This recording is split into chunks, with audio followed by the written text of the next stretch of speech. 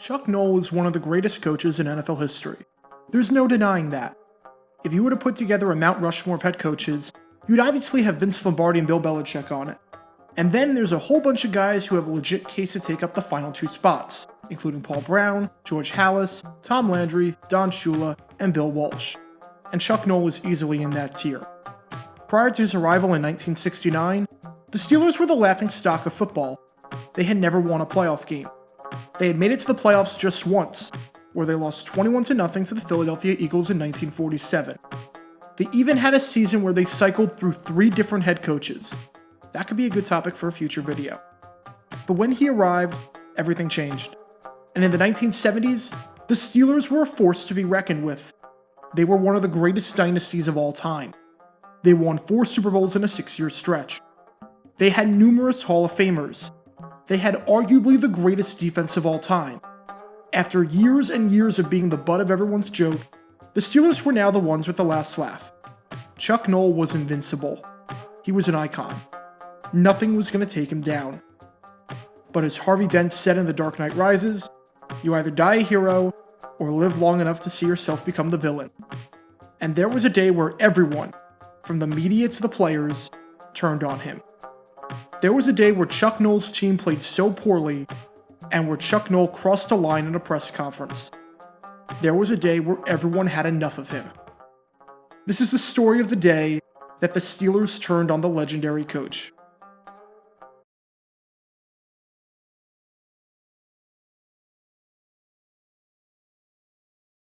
Hello, one more time in the City of Champions. The Steelers beat the LA Rams tonight 31-19, and another Super Bowl trophy is now headed for Three River Stadium. Now before we talk about the actual day, we need some context going into that day. In the 1970s, Chuck Noll won 4 Super Bowls with the Steelers. He won Super Bowl 9 over the Minnesota Vikings, won Super Bowl 10 over the Dallas Cowboys, won Super Bowl 13 once again over the Dallas Cowboys, and won Super Bowl 14 over the Los Angeles Rams. But after that 1979 season, their core aged and things started to go downhill. Pittsburgh missed the postseason the following 2 years, and they wouldn't win another playoff game until 1984. And after the 1984 season, the Steelers had 3 straight seasons where they finished 3rd in the AFC Central. Now the Steelers were never outright bad during this time period. At worst, they were below average.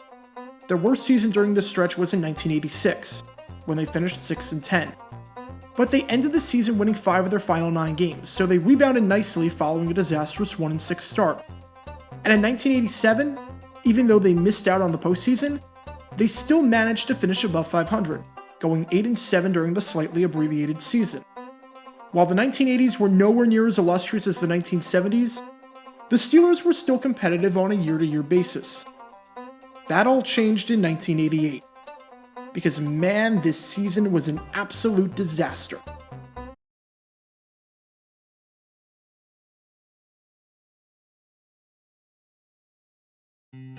For the first time since before the dynasty, and for the first time since maybe the 1960s, the Steelers were outright bad. They weren't a middling team, they were near the bottom of the barrel.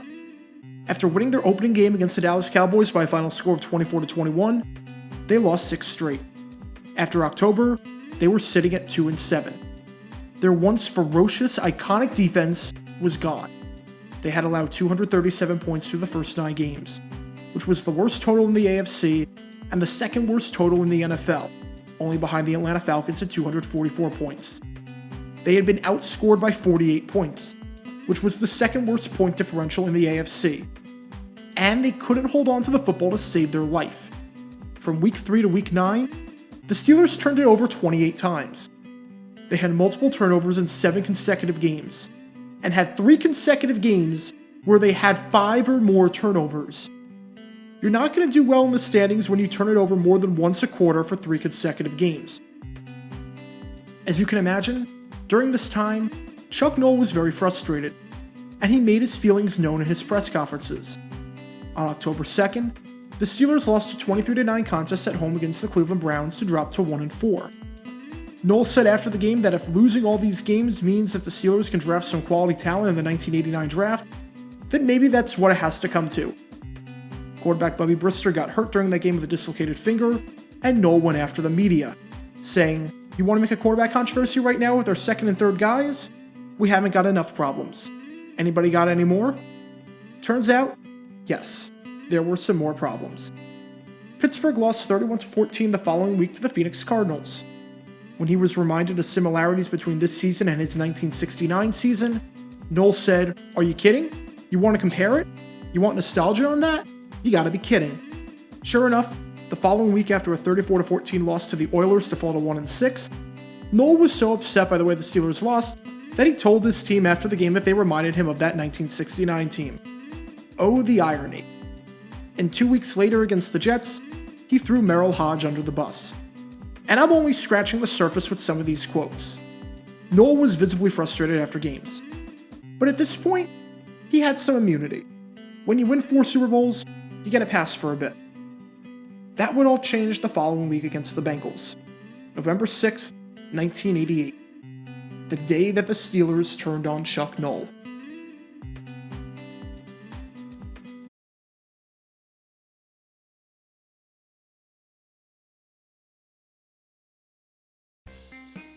This game was a disaster.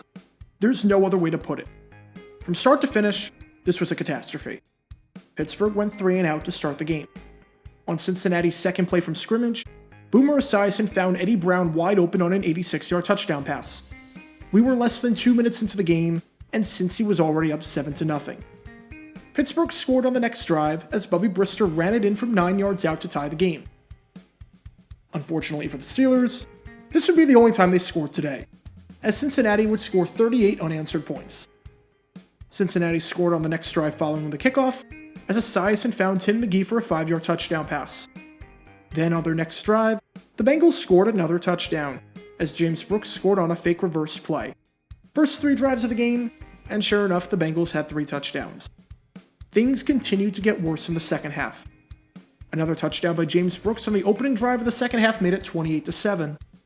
Eddie Brown scored his second touchdown of the game when he caught a 6-yard pass from Boomer Esiason to make it 35-7. And then in the fourth quarter, James Brooks scored his third rushing touchdown of the game to make it 42-7. It was so bad that Boomer Esiason got benched, and the backups were put in so that nobody on the Bengals would get hurt. Cincinnati had just embarrassed Pittsburgh. How bad was this game? Eddie Brown had 216 receiving yards, which was the most in franchise history.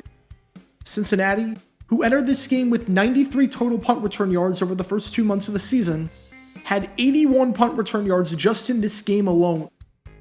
Cincinnati had 559 yards of total offense, compared to just 198 for the Steelers. It was the worst loss ever that the Steelers had in an AFC game. This game was an embarrassment, but it's what happened after the game, compounded with this, that signaled the end of an era.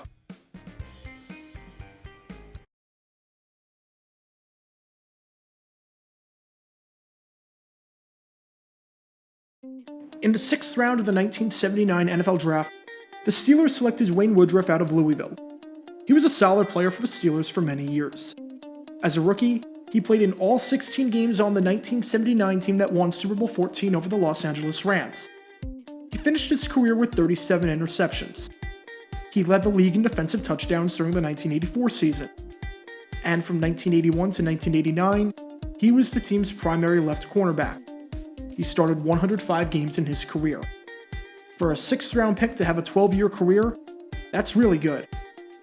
As successful as Woodruff was on the field, though, he was thinking about life after football.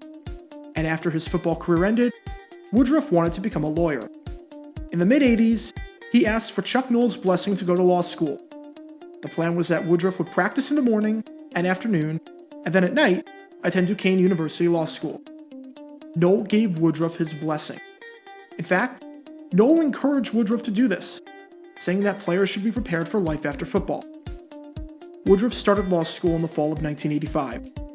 After 3 years, he got his JD from Duquesne in 1988 and took the bar exam that summer. On November 1st, 1988, just 5 days before this game against the Bengals, Woodruff got the good news. He had passed the bar exam on the first try.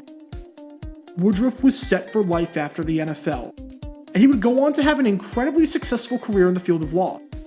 He founded the law firm Woodruff and Flaherty in 1997, and he became a judge in 2005. So everything worked out in the end for him. But on November 6, 1988, he had arguably the worst game of his career. Remember that 86-yard touchdown pass I showed earlier on the second play of the game? That was Woodruff's assignment. He also got beat badly on a 41-yard reception. He had a pass interference penalty against him in the end zone. And he whiffed on a sack when he had the opportunity to take Boomer Esiason down to the ground. Safe to say, this game was not his finest moment. After the game, Chuck Noll was upset at his team, and he was upset at Woodruff for his performance. He said that the way we played today, maybe we should all go out and get law degrees. That crossed the line. Big time.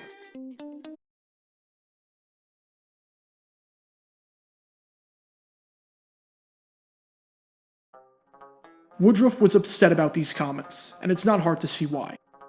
When asked why he didn't want to talk after the game, Woodruff simply said, "Go ask Chuck." Safety Thomas Everett stood with Woodruff, saying that he didn't blame Woodruff for being upset, and that he would be too. Defensive back Delton Hall said that you can't point fingers at one person. And a bunch of other players, both on and off the record, felt that Noll crossed the line big time with those comments. When taking everything into account from that game, even some members of the media wrote that maybe it was time for Chuck Noll's career to come to an end. Calling out a player for a poor performance is one thing, but then to degrade him for getting his JD and passing the bar exam when you gave him your blessing to do so is another. And this is especially true when the 86-yard touchdown that was given up wasn't even Woodruff's fault, as the very next day, Noll said that Woodruff was supposed to get help from free safety Thomas Everett on that play, but Everett bit. Pittsburgh's downward spiral that season continued, as they lost their next two games and finished the season with a 5-11 record, which was their worst record since that 1969 season. Obviously, Chuck Noll's legacy was not impacted by this at all. He's still a legend in Pittsburgh, he's still a Hall of Famer, he still lasted more than 3 seasons after this. This incident is merely just a footnote in his history, and he's still regarded as one of the greatest coaches in NFL history. But for the 1988 season, with that roster of players, the damage was done. Because for the first time in his 2-decade career, on November 6, 1988, Chuck Noll had lost the Steelers.